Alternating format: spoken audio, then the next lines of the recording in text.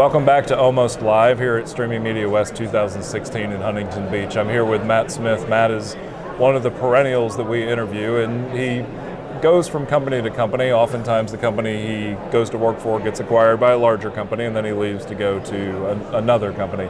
Matt, you're with Brightcove now. What's your title? I'm happy to join Brightcove. I am Vice President and Principal Media Evangelist. Brightcove, of course, is in a beta process right now for its new platform. That, as I understand it, and talking to Steve and some of the other people at Information Today who have been testing with it, seems like it's sort of modern broadcasting as opposed to the older style even that, say, Brightcove has had for the last couple of years. Yeah, it's true. The company has been spending the last many months really combining the technologies of Zencoder and Brightcove and Unicorn Media, and really, to your point, has created this kind of a next-gen platform that is being used by a very big customer we can't talk about yet, overseas, which is this next generation of the Brightcove platform. We're very excited about it, and we think it's going to bring some, I hesitate to say revolutionary, but certainly some leading-edge evolutionary features to market as we turn the calendar to 2017. And speaking of the calendar turn to 2017 and your new platform and BitMove and some of the other companies I've talked to, you know, years ago we talked about Flash being dead, and then last year we talked about Flash being dead. Now we're sort of saying Flash is going to be dead at the end of the year. Part of that may be because of the fact that everybody's moving to HTML5 players, but part of it is also the fact that the browsers obviously are actively keeping you from just using Flash indiscriminately. What's your take on whether Flash is actually dead or when it's going to die?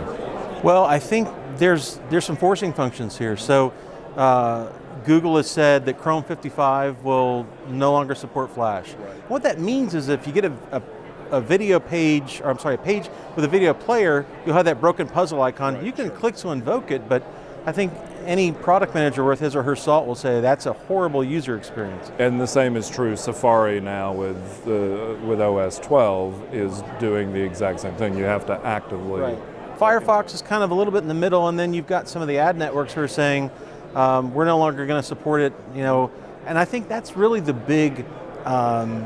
That's the last shoe to drop, I think, is, and I'll say this with a 35,000-foot view because I'm not an ad guy. Right, sure. But I think the ad creative side of the house is the one that we're trying to pull into the tent. Right. I think they're so broadcasters used to creating in Flash. or VPAID, right? I mean, yeah, so there's VPAID has become this standard that got a bunch of things just crammed into it to solve problems that needed more thoughtful approaches. Right. No knock on the folks who created VPAID, but I mean, the market's maturing, and now we've gotten to the point where we're not walking, we're running as an industry, and we've all known each other for a long time, right? So I say that, like we're now starting to kind of get a good cadence going.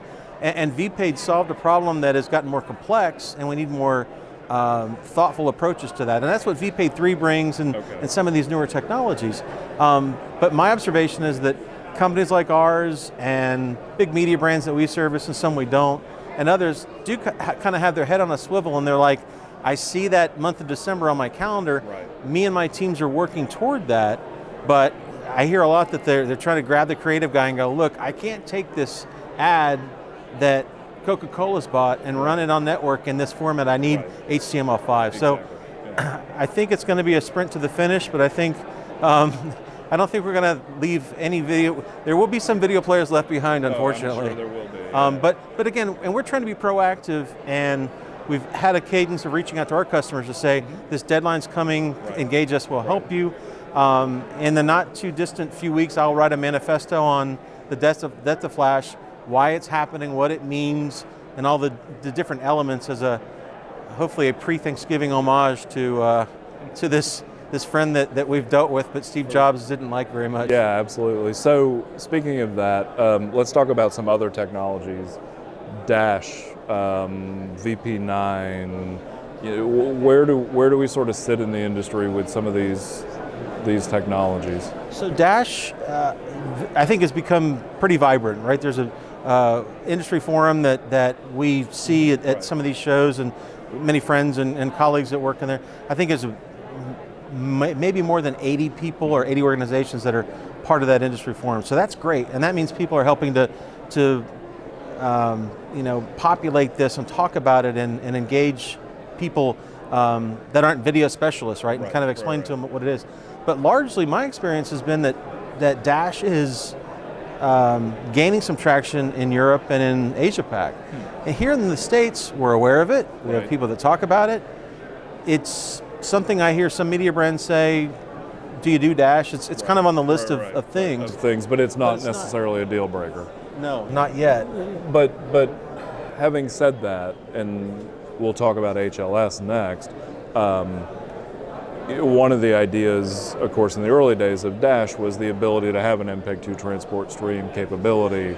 Obviously fragmented MP4 and late binding and all those kinds of things are in the Dash 264 that we see the industry forum focusing on. And one problem we seem to have is all HLS is not created equal.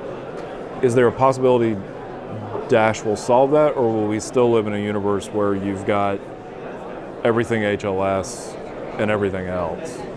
I think Dash will solve many of those problems, but it's kind of like buying a car. You're like, well, I didn't get that feature where I can hit those buttons and not have to have my garage remote in the car, right?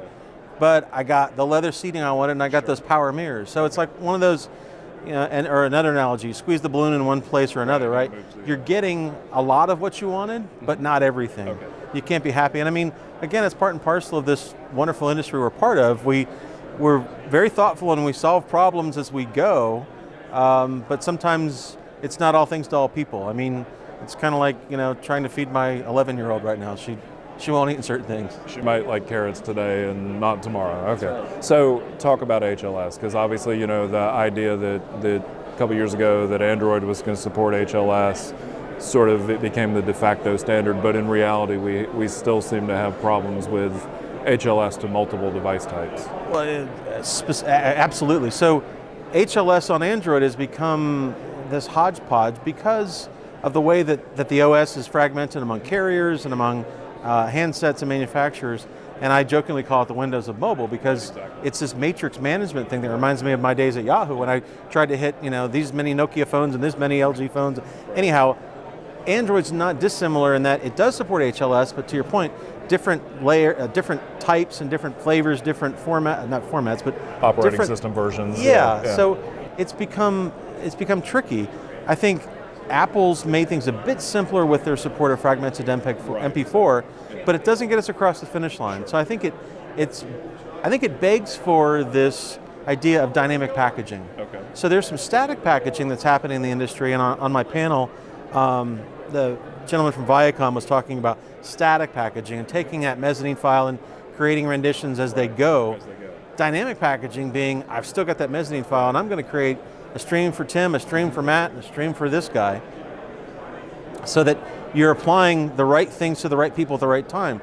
Dynamic ad insertion, DRM, all the elements that go into packaging in real time. And obviously you've got Unicorn, so you've got that ability to do that kind of stitching, but the big question we've all had in the industry, where everybody sort of, in theory, believes in late binding, can we scale that? And when you're doing that, start at the mez file and real time on the fly, package it up with different ads, etc.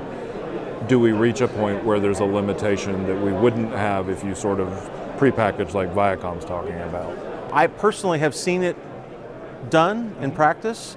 My last organization, we were able to scale with some of the biggest media brands, which perhaps is one of the reasons that Google acquired the company.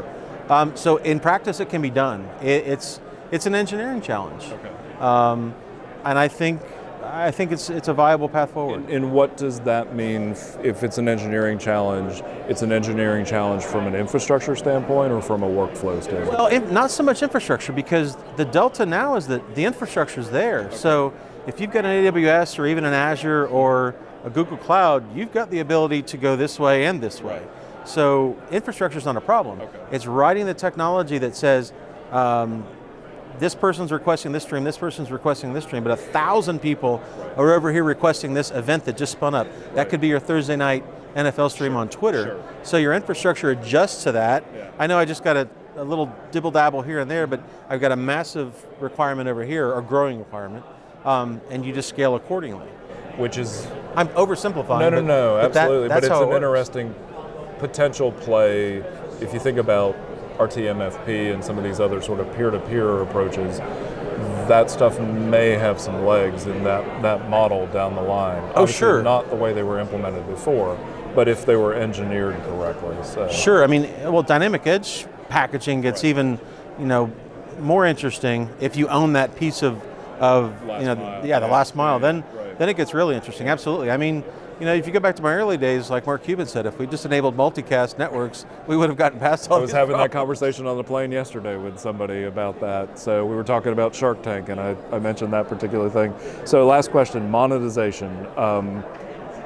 Are media companies now actually making money on this? I don't want to overstate this, but yeah, I think we are seeing these streaming infrastructures that some of these brands have been invested in for 5 years or more are going from cost centers to profit centers. Okay. With a caveat, it's all about the audience and it's all about the content.